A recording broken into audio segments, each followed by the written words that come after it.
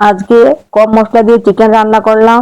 প্রথমে কড়াইতে সর্ষের তেল দিয়ে দিলাম তেজপাতা, পেঁয়াজ কুচি, লবণ, রসুন বাটা, আদা বাটা দিয়ে নেড়ে চেড়ে পেঁয়াজটা সামান্য নরম হয়ে গেলে মিক্সিতে বেটে রাখা একটা গোটা পেঁয়াজ আর বেশ কয়েকটা কাঁচা লঙ্কা পেস্ট করেছিলাম এটাও দিয়ে দিলাম।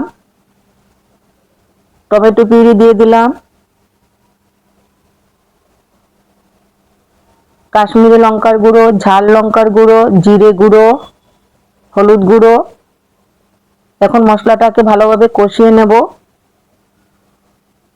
সামান্য জল দিয়ে মশলাটাকে আরো কিছু সময় কষাবো, যতক্ষণ না মশলা থেকে কাঁচা গন্ধটা চলে না যায়।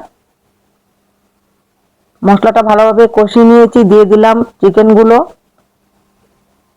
একটা ভিডিও ক্লিপ নিতে ভুলে গেছি, দিয়ে দিয়েছিলাম চিকেনের আন্দাজে লবণ, গোটা কয়েকটা পেঁয়াজ আর হাফ সেদ্ধ করে রাখা আলু দিয়ে দিলাম। আলুগুলোকে আমি প্রথমেই কিছুটা সেদ্ধ করে নিয়েছিলাম। এখন মিডিয়াম আঁচে ঢেকে ঢেকে চিকেনটাকে ভালোভাবে কষিয়ে নেব। পেঁয়াজগুলো সেদ্ধ হয়ে গেছে, নামিয়ে রাখছি।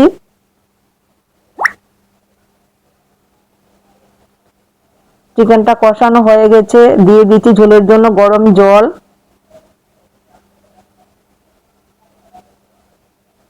ঝোলের আন্দাজে দিয়ে দিলাম লবণ। চিকেনটা রেডি হয়ে গেছে। নামাবার আগে দিয়ে দিচ্ছি গরম মশলা বাটা। এই গরমে কম তেল মশলায় হালকা পাতলা চিকেনের ঝোল বেশ ভালোই লাগে খেতে। কেমন হয়েছে বন্ধুরা অবশ্যই জানাবেন। দেখা হচ্ছে নেক্সট ভিডিওতে। আপনারা সবাই খুব ভালো থাকবেন, সুস্থ থাকবেন, সাবধানে থাকবেন।